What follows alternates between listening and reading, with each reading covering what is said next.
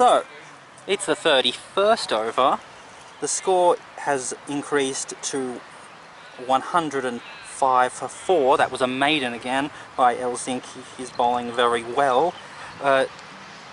So there's 9 overs to go in the innings. The two batsmen have spent a bit of time, and it is Butler bowling to bowl the 31st over, and so we're going to quickly go round the grounds to see what's happening in the JLT Cup. Take it away, Haydos. Well, what we've got there up in Sydney there is Queensland Victoria playing in the JLT Cup. Queensland batting first on this sunny afternoon. None for 8 in the third over there. Usman Khawaja and Matt Renshaw at the wicket. Matt Short and Peter Still have bowled so far for the Vicks. Only early stages. Queensland none for 8. As it's short, wide cut into the wide third man backward point region, and they're going to come back for the second. And some fake fielding there by Butler, even though the ICC just outlawed it last month.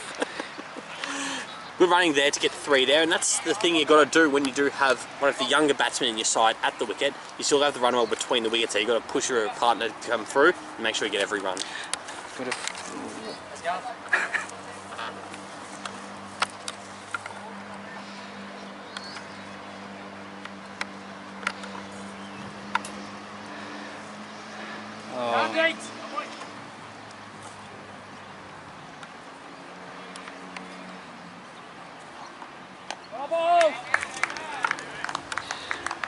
Interesting field.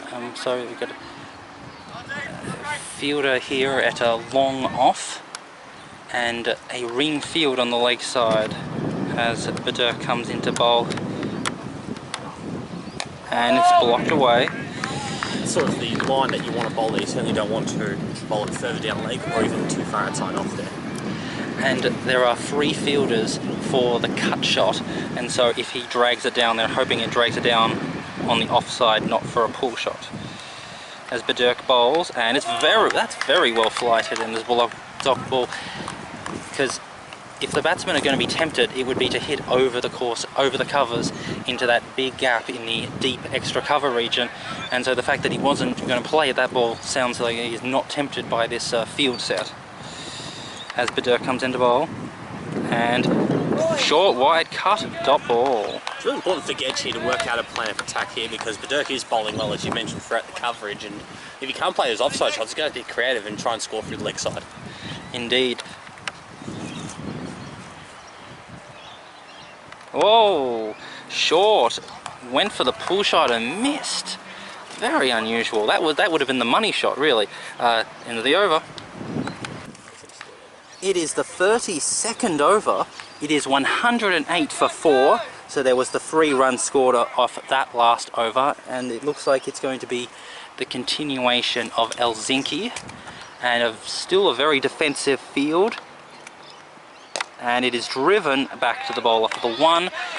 They have taken out pushed the gully fielder a bit further back, and so now he really does just occupy a backward point position, which means the closest fielder to the batsman is now the square leg. So that's, couldn't get more defensive than that, and it's a short of a length dot ball. This is one of the benefits of having someone like Jackson Helsinki as your 6th bowler, because he's bowled early enough in the lower grades and in the junior days. He can still do a good job here at this period, which is what you need to work with Butler before those final few overs where you got your most skilled deft bowlers. So it's really important for him to get the job done here. Helsinki bowls, and late cut to the backward point for a dot ball. I think we'll see Doyle do that a little bit more as the afternoon progresses there, or the final stages of this innings, just because of the fact they haven't had a 3rd man all afternoon, and that's probably the spot that you do want to field them, so you can look to get 1s and 2s down there as opposed to dot balls. He's rolling his wrist very comfortably. He must like this shot. As Helsinki bowls, and it's a wild hoosh into the leg side, and that's a boundary. That was a wild what would you call it? Wild hoosh, I think, is the only expression you can use. So it's a real lumberjack sort of shot where you just swing through the line of the ball. The ball is at the body, and you launch it. Even though it's full, you're able to launch it as though it were some sort of cut shot, and it went down to the mid-wicket boundary for a 4, and once again the boundaries have becoming, you know, are very well played. They're not, you know, accidents. They're classy, strong shots. I think you want to see action just go down the road to Keel Street, eh? And glanced off the hip, 1 run. We haven't seen a lot of hip play this match. So it's important now that Riverside just keep the momentum going here. They've certainly turned the game back in their favour after those string of wickets where they got 3 for 21 after that big second wicket partnership. Yeah. So they've got momentum back here. I think they'll be very happy right now. They are in a position to get a good score. And it's played away into the covers for a dot ball. Well fielded there by Noah Merritt, as mentioned earlier in the coverage. The 12th man of this side. Wasn't far off selection. And that's the end of the over. Names, I think you'll find the biggest challenge. So, this is the 33rd over. The score is 4 for 113. Butler is coming to bowl his 6th over. 7th over. He has conceded 19 runs from his 6 overs. He's done a fantastic job, Butler there. We talked about him earlier in the coverage being important when he comes back on, whether he's going to bowl late, but they've used him at the right time here. Butler comes in and another slap onto the leg side, similar to what we saw the previous over, and not great there from McDonald there at square leg. You would have thought a fielder of his ability would have cut that off there, but well mopped off there. Now I know Merritt. They only got 1 run from that, which is a bit surprising. So they've switched it over to the field they had last over with the 1 deep fielder, which is right here in front of the camera.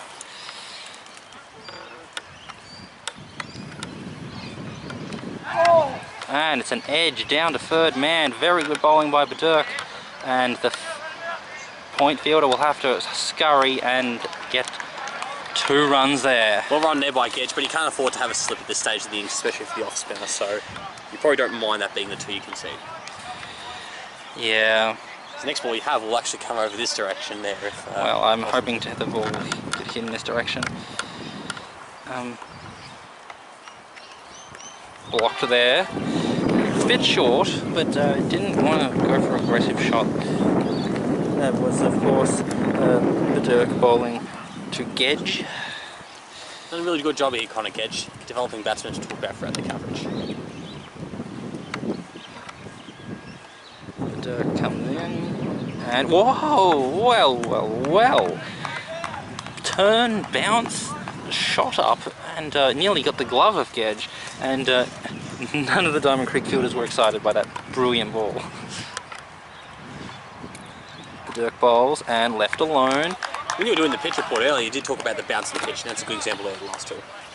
End of the over. So, Elzink is coming up to his 4th over. He has 3 overs for 9 runs. This is the 34th over. It is 4 for 116.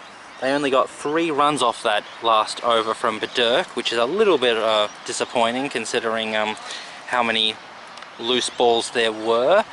But then again, there was on a wicket despite a couple of really good balls at the end of that last over, and a bit of a change of the field. So they've got their couple of fieldsmen in the deep. They've got Merritt, and I believe they've got a long on as well. We'll try and identify who that is as the over is bowled, but certainly the idea I think will be for Elzing to bowl really straight here, try and hit the stumps, and we'll have to concede the 1 in the deeps.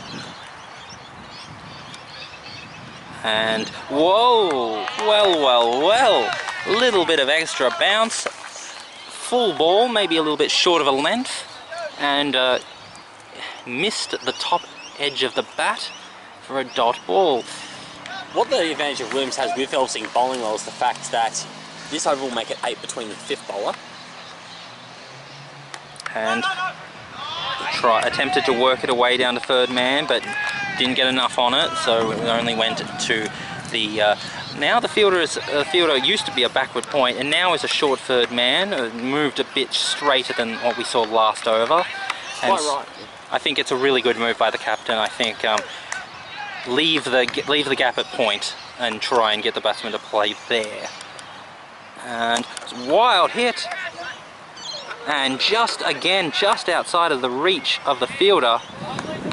Very well done by the fielder, very good attempt, but it was just not within his grasp. Doing a good job here, Elzink, and they can afford actually now to bowl him his 5th over. That's his maximum, being an under 16s bowler, so they don't necessarily have to turn back to Sexton straight away to bowl his full 8. Yeah, so Diamond Creek, in terms of their options, are in very good position. What are they doing with this field? So probably back to the orthodox that they've had throughout most of the things. And wrong end. What is that? So it was an interesting shot from Gedge. Going for the lofted drive, got in between the bowler and mid-off. And the non-striker side, there was a singlet, despite him running to the non-danger end, and they threw to the wrong end after that. So comedy of errors there from both sides. Indeed. Elzink, he bowls wide, pushed away for the dot ball into the covers.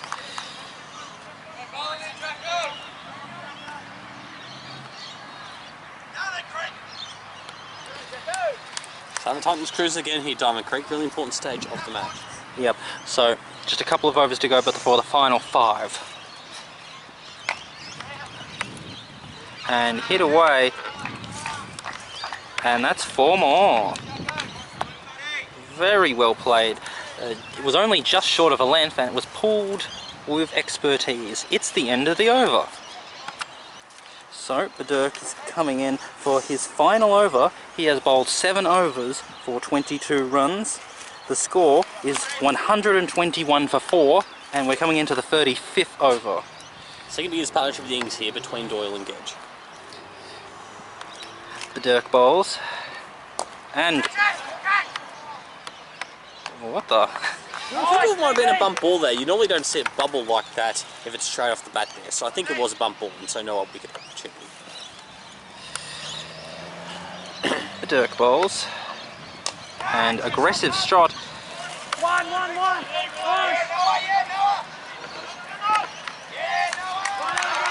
Well covered there by Noah Merritt in the deep stick, keeping it to 1. There probably would have been 2 if they went straight away there.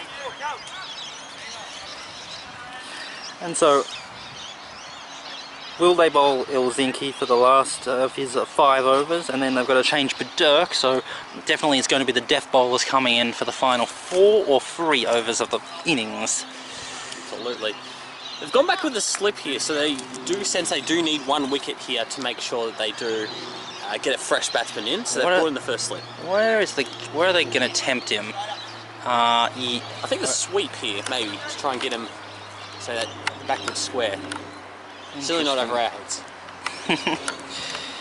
The Dirk bowls, and it's short, and it's pulled away for a dot ball at mid-on. Well fielded there by Callum Sexton. He's a man we'll expect to bowl at the end. Yeah, definitely the backward, behind square on the leg side is where there's no fielders. And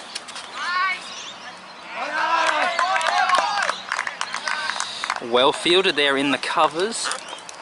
I suppose the other region you could expect is over the heads of the covers. There's 3 fielders in the covers. He is with the spin. Yes. And it's blocked away for a dot ball in the short third man gully-ish region.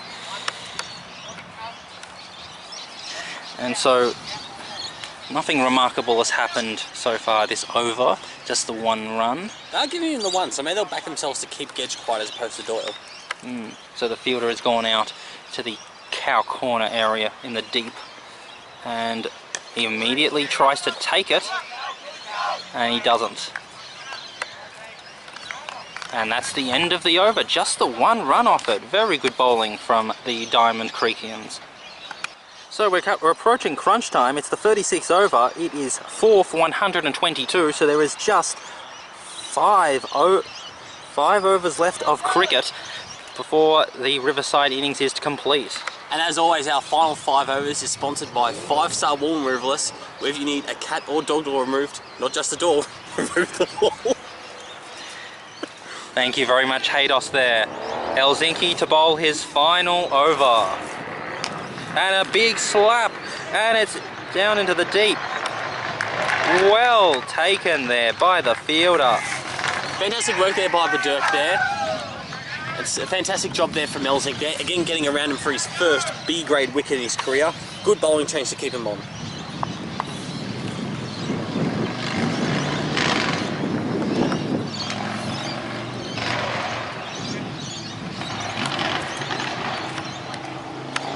More I say that, less will laugh. More I say that, less will laugh.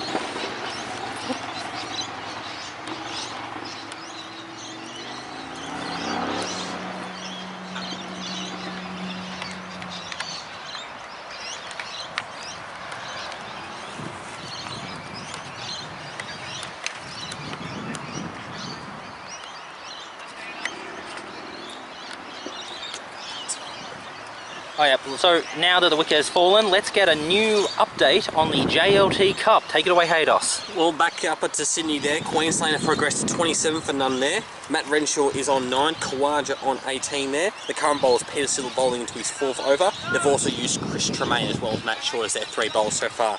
But Queensland a good start here, and now actually moved on to 28 with Renshaw's 10th run. Exciting stuff. And remember that with the JLT Cup only available live streamed on the Australian Cricket website, the Cricket Australia website, it means that the only form of cricket that is currently available to the wider popular audience across the web is Bizz, Channel 8, 24-hour sport network in association with the Bizz 99.9 FM network. Big job here for Gedge here, the last 4 overs, and he is the established batsman, so he'll probably have to take the majority of the strike if possible. And it's a block there. Not much you can do there when he gets the length right, and Elzik is an awkward length when he does get it right, so done a fantastic job for his skipper Williams. And the sun is really starting to come out now. It looks really, good out there. If it does heat up in the afternoon, it's probably better to be chasing, so Donald Cricket may be well bowling first here. And played in a nice little stroke, misfield, and they'll just get the 1 run. Probably the hardest spot to bat at number 7 in these 1 days, because you get a range of sort of contributions you have to make. Sometimes here you have to bat only a couple of overs and have to make a contribution, but sometimes you have to bat a significant amount of the innings. You have to be a well-accomplished batsman. Yes. Let's have a look at the field. So there's 2 fielders on the fence, both mid-on and deep mid-wicket. And they've just made a little bit of change, so the mid-off is straighter and the deep long-on is wider as Elzik comes into bowl. And it's played away for a dot ball. Batsman, when he first hit it, thought he might get a run, but he couldn't. And so the fine leg fielder is a bit shorter, only still got quite a distance to go before he's on the fence. He'd still take the 1 on. And still on the 3rd man. Still 3rd man is quite in.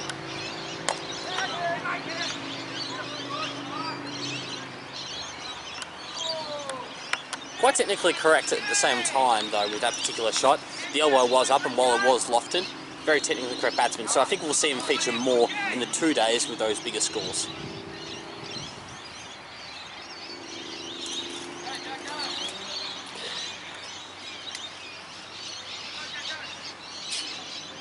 Field a bit more in as Elzik bowls, and it's blocked away. Very good ball. You really couldn't do anything with that. It's the end of the over. Shits and gigs, you know. It's the 36th over. It's 4 for 100 and it's 37th over of 123. And there's been a change of the bowling at the kindergarten end. Got Mitch Elzik back here for the last couple of overs.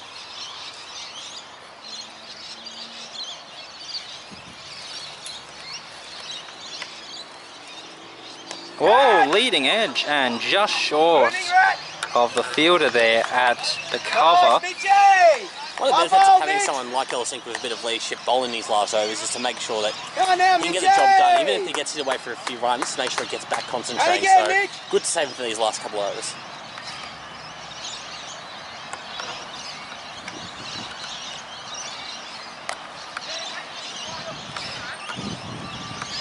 Love it, Andy! We're filled there by Taylor there at the third man position. Gedge back on strike here. What would you think the plan will be for Gedge? Do you think he just has to pick a spot and just try and hit in that area, or do you think he has to play each ball into merits considering it's the last couple of overs? He hasn't. I don't think that he's actually gotten away for any significant boundaries. Maybe one, and that was a pull shot. So I don't think you can rely on getting boundaries. I think you got to squirt it. There's a big gap in the cover region. You just try and squirt it there. That's the best way to get off the mark, get off the strike. And glanced for a dot ball to square leg. So now they're looking probably more to that 140, 150 score there, which I think is a line ball game. Could go either way. The two fielders are both on the leg side. Oh, changing to go round the wicket. So we've got a long on and a extra mid wicket on the fence, and very classily glanced. Comfortable too.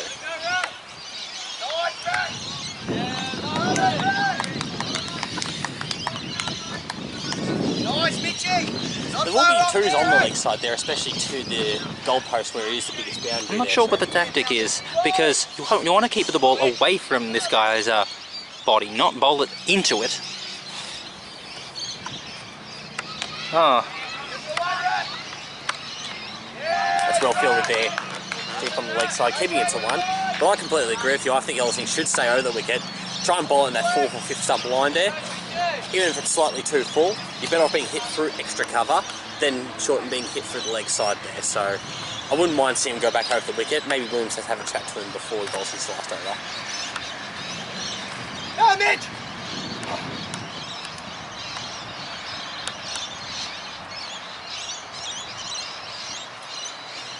Comes in the bowl, aggressively hit, and it'll just be a 1-2 mid on, and that's the end of the over.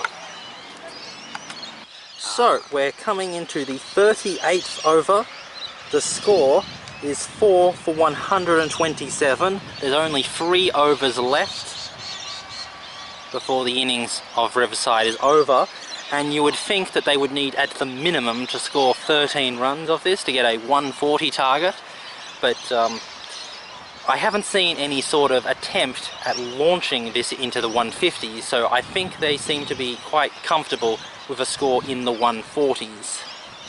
Certainly will give the impression at this point in time. Williams just having a chat with the umpire. Hopefully not about the afternoon tea, because that's still 3 overs away here. Hopefully it's not remembering whether this is a 1-day or 2-day game.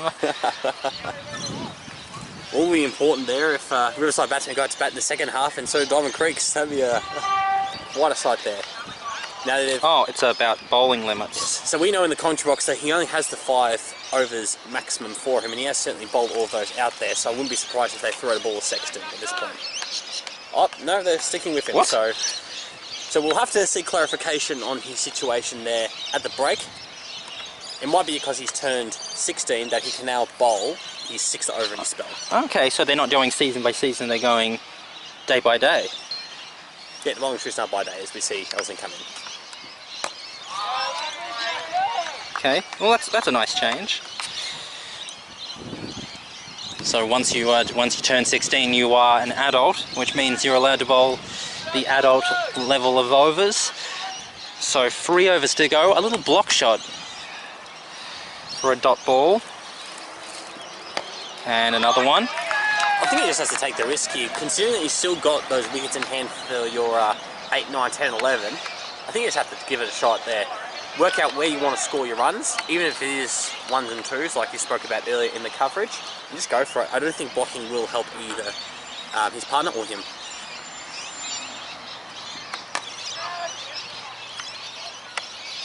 And another one Another shot that falls about a metre short of the fielder. I think that was the third or fourth instance of this. So now back onto the strike is Gedge. Shows how much Elsink has come along here as a developing bowler, obviously playing the lower grades early in his career. In fact, now he's being trusted with some of these def overs as opposed to the more senior sector. It is quite remarkable. Like, these are very important overs. As he bowls it full, and it's glanced on the leg side for a single there. Leg glanced very powerfully by Gedge, who gets another run. Like, those are the shots that Gedge is clearly made for. His considering his technique, his wrist action as he comes into bowl, and it's gone down to the leg side for just the one leg by. Nope, it's off the bat.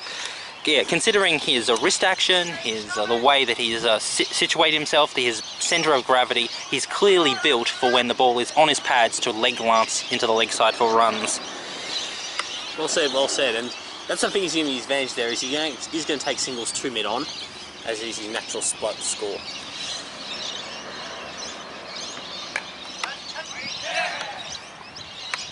And whoa! The umpire has given it out, and yet the batsman is not walking because it was obviously a bump ball. We'll have to look at the replay for that one. What the heck?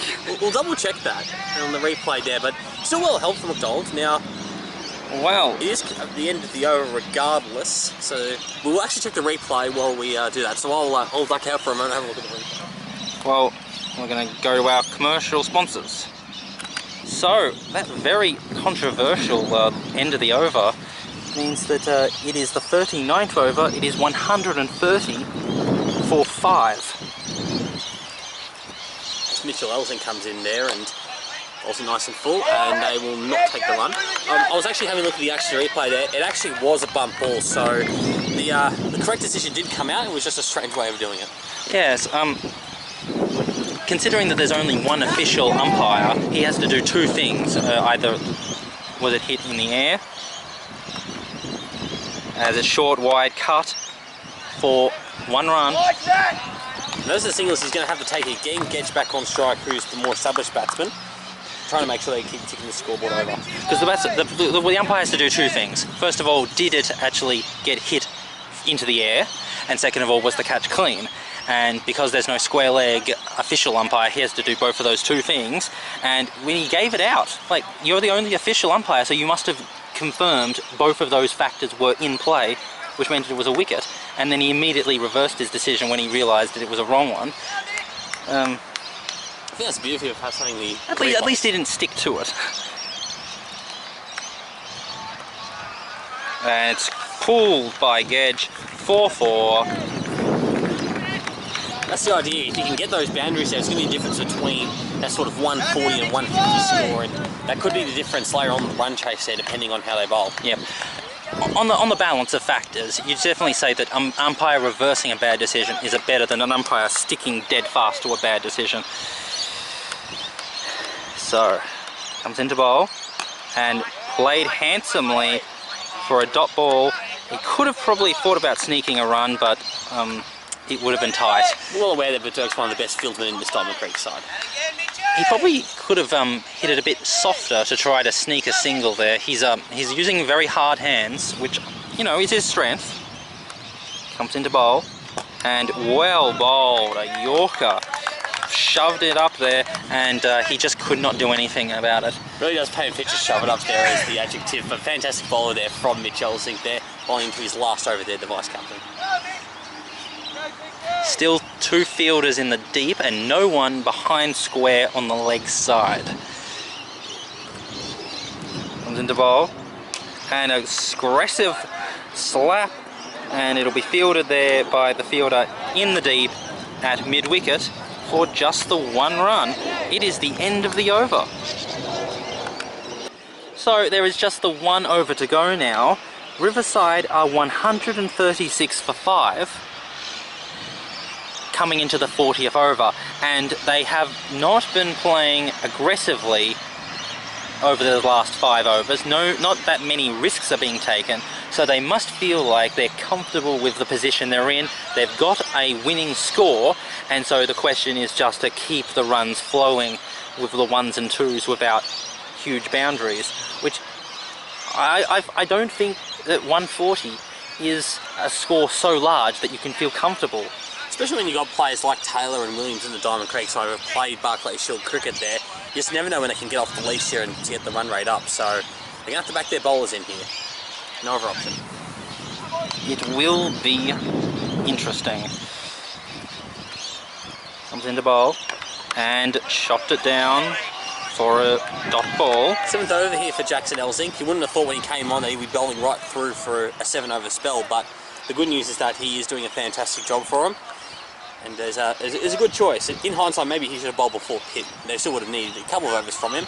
But at the end of the day, Elzink's shown all his skill that we talked about earlier in the telecast. And so the decision not to bring back Sexton. Comes into bowl. An aggressive slap.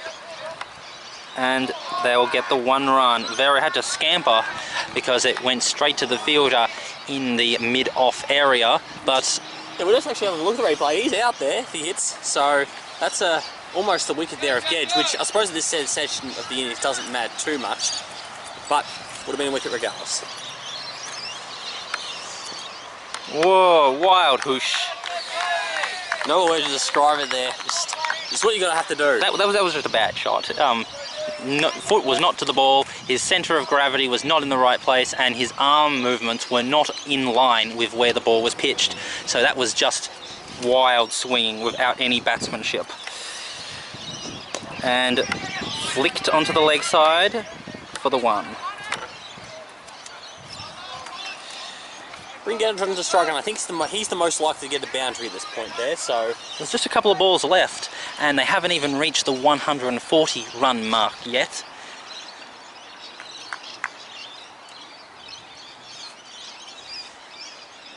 The sun is really coming out now. It's a lovely day.